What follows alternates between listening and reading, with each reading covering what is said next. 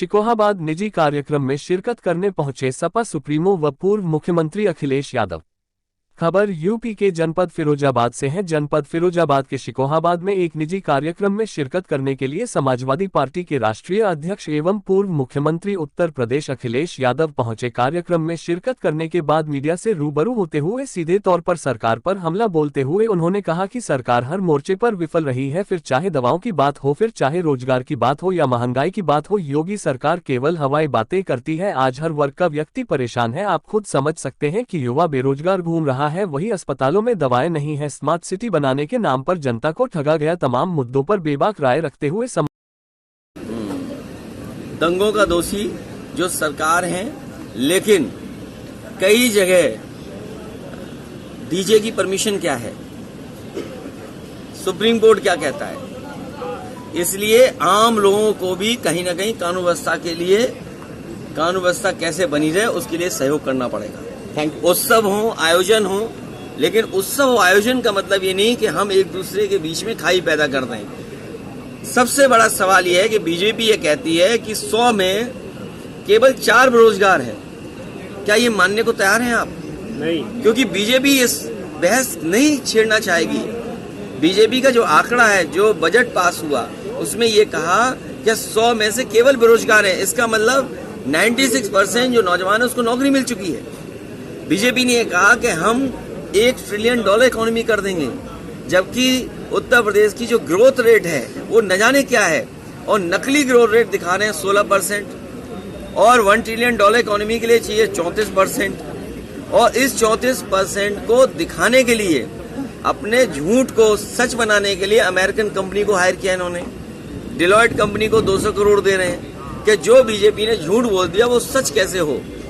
Sir, किसान कानूनी कार्रवाई क्या हो रही है, लेकिन आप लोग भी समझदार पत्रकार हैं और मैं जानता हूं कि किस चैनल से ये सवाल पूछा जा रहा है। कई चैनलों का एजेंडा ये है कि वो कुछ मुद्दों पर इसी तरीके से बहस करते रहें। भारतीय जनता पार्टी ये नहीं बताना चाहती कि 1 अप्रैल से दवाइयाँ महंगी हो गई, इलाज महंगा हो गया, लोगों को इलाज नहीं मिल रहा, दवाइयाँ अस्पताल में नहीं है। ये सवाल बड़ा नहीं है। और जब से महंगाई बढ़ी, और खासकर जो दवाई बढ़ी है, महंगाई हुई है, उसका कारण बीजेपी है।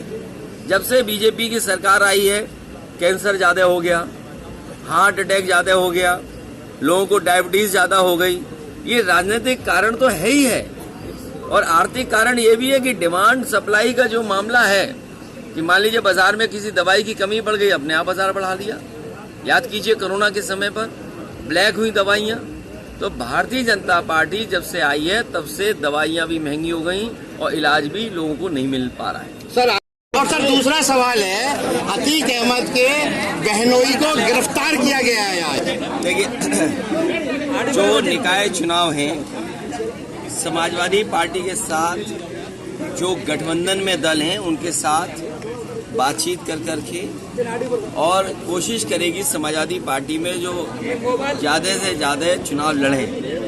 जहां भारतीय जनता पार्टी से मुकाबला करना है, सीधा सीधा मुकाबले में समाजवादी पार्टी खड़ी है। और मुझे उम्मीद है कि उत्तर प्रदेश में लगातार भारतीय जनता पार्टी जीती है। और हमें, आपको सबको पता है कि प्रधानमंत्री जी ने खुद झाड़ू पकड़ा था, और उसके बाद उनके पार्टी के बड़े बड़े नेताओं ने झाड़ू पकड़ा, कई जगह झाड़ू लगाया, बड़े बड़े झाड़ू मारने के लिए एम्बेसडर्स बनाए गए। लेकिन आज सच्चाई ये है कि कूड़ा भरा पड़ा है, नाले भरे पड़े हैं, शहरों में गंदगी है। जब कभी भी डेंगू होता है, डेंगू से अक्सर वहीं डेंगू ज़्यादा हुआ है जहाँ बीजेपी के चेयरमैन थे या बीजेपी के मेयर थे।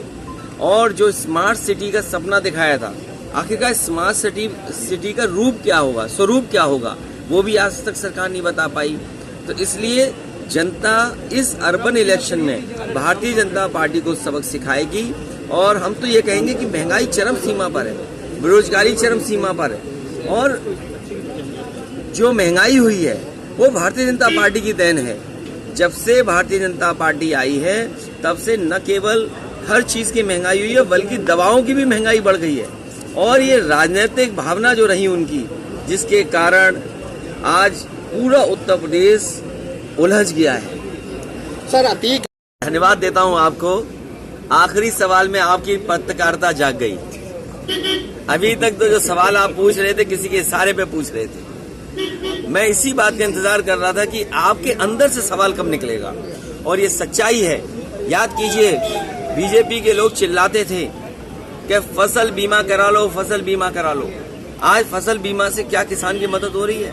या फसल बीमा से जिन कंपनियों ने बीमा किया है उनको मुनाफा कम पा रहे हैं? एक भी किसान को ये सरकार मदद नहीं कर पाई। आलू का किसान बर्बाद हो गया। याद कीजिए, सदन में मैंने खड़े होकर के कहा कि आलू की लागत की कीमत भी किसान को नहीं मिल रही, और अगर वो कोल्ड स्टोर रखने भी जा रहा, लाइन लंबी लंबी लगी है, लेकिन किसान को मदद नहीं मिल पाई। उसका क्या परिणाम हुआ?